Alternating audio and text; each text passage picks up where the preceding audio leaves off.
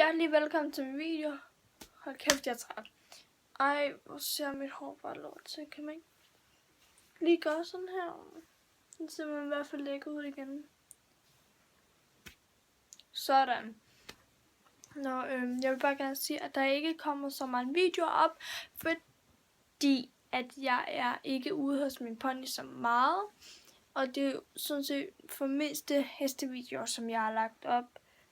Så måske laver jeg nogen med min kanin, eller hvad jeg laver i fritiden, eller et eller andet.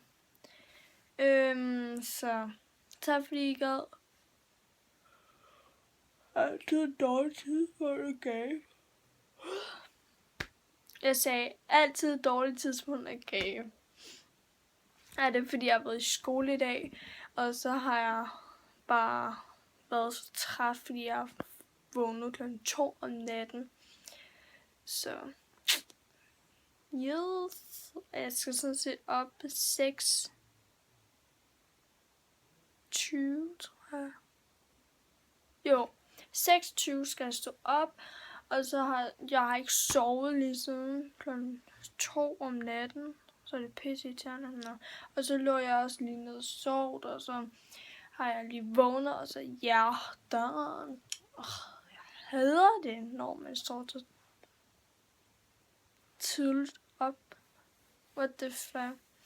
Nå, jeg vil bare gerne sige, at jeg ikke havde lavet så mange videoer med min, jeg ikke laver så mange videoer med min heste.